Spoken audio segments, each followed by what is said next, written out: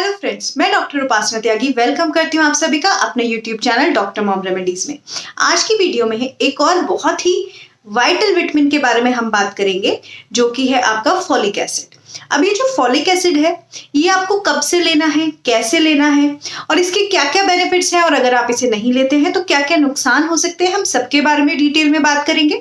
Already मेरे channel पे video है जो कि कैल्शियम आपको कैसे लेना है और आयरन कैसे लेना है प्रेगनेंसी के टाइम पर, उसके ऊपर है, वो आप डेफिनेटली वहां से देखिए।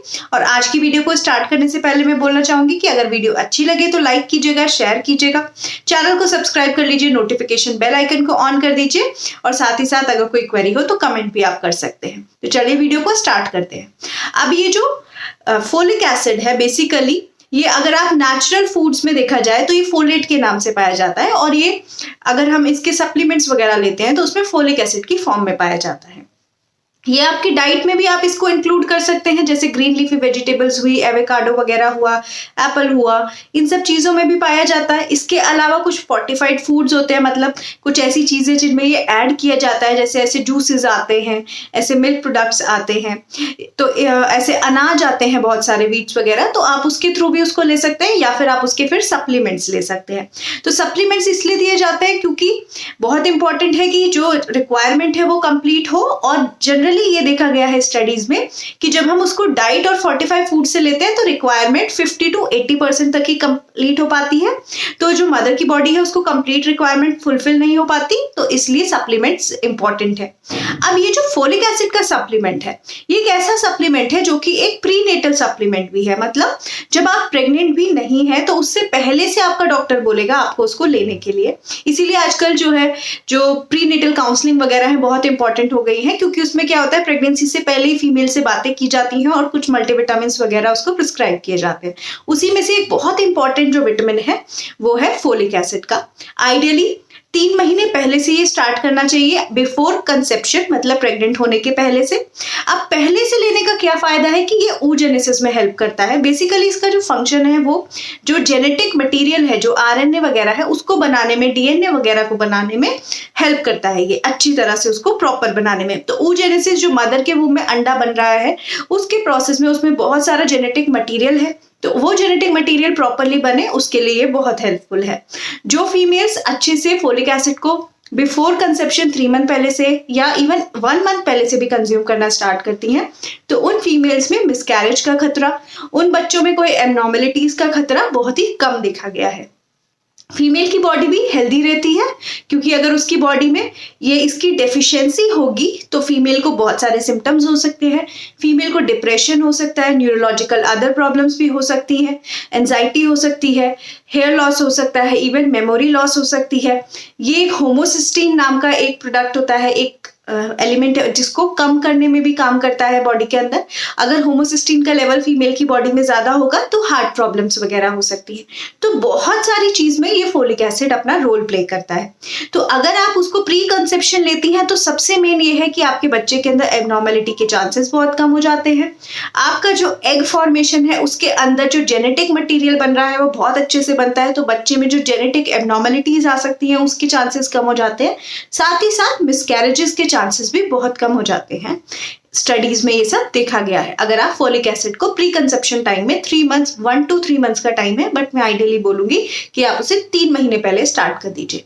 अब अगर प्रेग्नेंट हो गई हैं आप और प्रेगनेंसी की बात करें कुछ, तो शुरू का जो फर्स्ट ट्राइमेस्टर है, शुरू के जो पहले 3 महीने हैं, उसमें ये आपको दिया जाता है। अब उस टाइम पे क्यों दिया जाता है? क्योंकि ये बच्चे के अंदर जो कंजेनाइटल डिफेक्ट्स हैं उसको प्रिवेंट करता है, स्पेशली जो है ये न्यूरल ट्यूब डिफेक्ट्स जो होते हैं उनको खत्म करता है, उनको होने से रोकता है बेसिकली। क्यों? क्योंकि ये जो है, जैसे बच्चे के अंदर जो रीढ़ की हड्डी, अगर बिल्कुल सिंपल लैंग्वेज में समझे तो जो रीढ़ की हड्डी है उसके अंदर जो नर्व्स वगैरह जा रही हैं, उसके अंदर जो स्पाइनल कॉर्ड बन रही है और ऊपर ब्रेन बन रहा है, तो इसको ये प्रॉपरली बनाता है। जो स्पाइना बाइफिडा वगैरह है, इन सब प्रॉब्लम्स को नहीं होने देता है। देखा गया है कि जो फीमेल्स फोलिक एसिड में डेफिशिएंट होती हैं उनके बच्चों में न्यूरल ट्यूब डिफेक्ट्स बहुत ज्यादा पाए जाते हैं। इसके साथ साथ क्लेफ्ट लिप या क्लेफ्ट पैलेट की प्रॉब्लम्स भी जो मदर्स फोलिक एसिड में डेफिशिएंट होती है उनके बच्चों में ज्यादा देखी गई है। हार्ट प्रॉब्लम्स उन बच्चों में, कंजेनाइटल हार्ट प्रॉब्लम्स जो मतलब मदर के पेट में बच्चा है वहीं से उसके हार्ट में दिक्कत स्टार्ट हो जाना, ये सब उन फीमेल्स के बच्चों में ज्यादा देखा गया है जिनके अंदर फोलिक एसिड की कमी है या जो फोलिक एसिड को प्रॉपरली कंज्यूम नहीं कर रही है। तो शुरू के आपने फर्स्ट ट्राइमेस्टर में ले लिया, उसके बाद जो है आपको फोलिक एसिड बंद कर दिया जाता है, आपको आयरन और कैल्शियम प्रिस्क्राइब कर दिया जाता है। तो मोस्टली जो आयरन की कॉम्पोजिशंस आती हैं उसमें फोलिक एसिड एडेड होता है आजकल जो कॉम्पोजिशंस आती हैं।